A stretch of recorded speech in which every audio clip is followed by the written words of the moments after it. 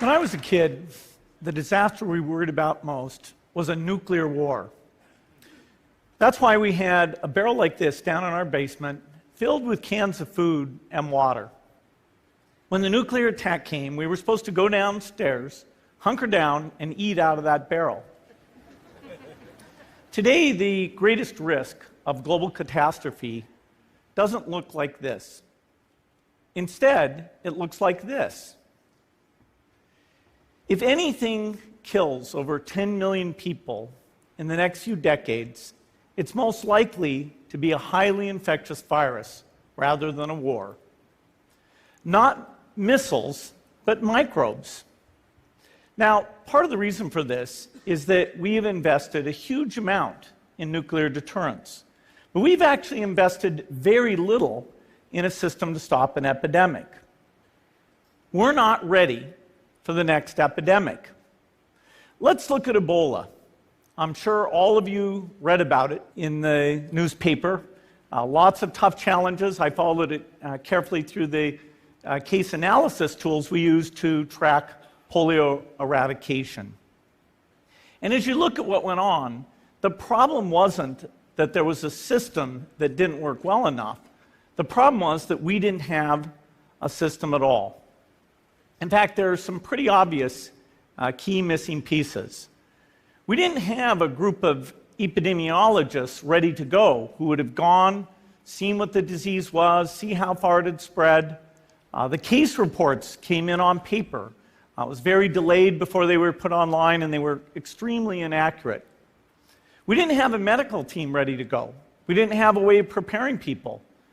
Now, Médecins Sans Frontières did a great job orchestrating volunteers, but even so, we were far slower than we should have been getting the thousands of workers into these countries.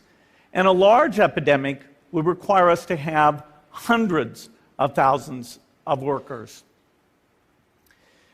There was no one there to look at treatment approaches, no one to look at the diagnostics, no one to figure out what tools should be used. As an example, we could have taken the blood of survivors, processed it, and put that plasma back in people to protect them. But that was never tried.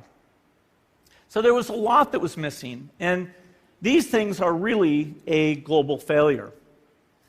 The WHO is funded to monitor epidemics, but not to do these things I talked about. Now, in the movies, it's quite different. There's a group of handsome epidemiologists ready to go. They move in, they save the day, but that's just pure Hollywood. The failure to prepare could allow the next epidemic to be dramatically more devastating than Ebola. Let's look at the progression of Ebola over this year. About 10,000 people died, and nearly all were in the 3 West African countries. There's 3 reasons why it didn't spread more. The first is there was a lot of heroic work by the health workers. They found the people and they prevented more infections. The second is the nature of the virus. Ebola does not spread through the air. And by the time you're contagious, most people are so sick that they're bedridden. Third, it didn't get into many urban areas, and that was just luck. If it had gotten into a lot more urban areas, the case numbers would have been much larger. So next time, we might not be so lucky. You can have a virus where people feel well enough while they're infectious that they get on a plane or they go to a market. The source of the virus could be a natural epidemic like Ebola, or it could be bioterrorism. And so there are things that would literally make things 1,000 times worse. In fact, let's look at a model of a virus spread through the air like the Spanish flu back in 1918. So here's what would happen. It would spread throughout the world very, very quickly. And you can see there's over 30 million people die from that epidemic. So this is a serious problem. We should be concerned. But in fact, we can build a really good response system. We have the benefits of all the science and technology that we talk about here. We've got cell phones to get information from the public and get information out to them. We have satellite maps where we can see where people are and where they're moving. We have advances in biology that should dramatically change the turnaround time to look at a pathogen and be able to make drugs and vaccines that fit for that pathogen. So we can have tools, but those tools need to be put into an overall global health system, and we need preparedness. The best lessons, I think, on how to get prepared are, again, what we do for war. For soldiers, we have full-time waiting to go. We have reserves that can scale us up to large numbers. NATO has a mobile unit that can deploy very rapidly. NATO does a lot of war games to check, are people well-trained? Do they understand about fuel and logistics and the same radio frequencies? So they are absolutely ready to go. So those are the kinds of things we need to deal with an epidemic. What are the key pieces? First is we need strong health systems in poor countries. That's where mothers can give birth safely, kids can get all their vaccines, but also where we'll see the outbreak very early on. We need a medical reserve corps, lots of people who've got the training and background who are ready to go with the expertise. And then we need to pair those medical people with the military, taking advantage of the military's ability to move fast, do logistics, and secure areas.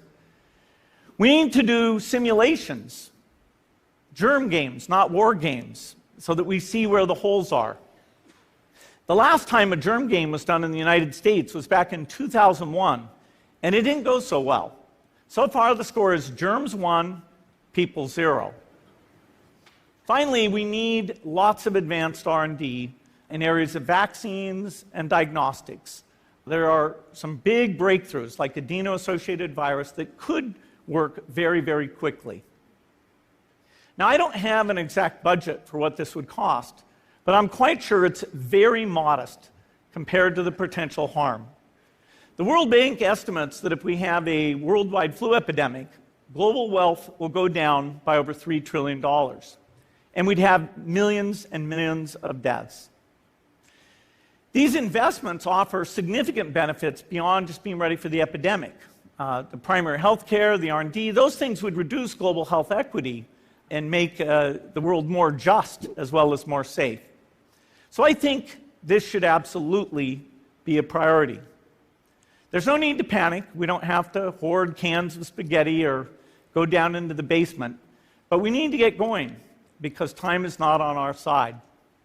In fact, if there's one positive thing that can come out of the Ebola epidemic, it's that it can serve as an early warning, a wake-up call to get ready. If we start now, we can be ready for the next epidemic. Thank you.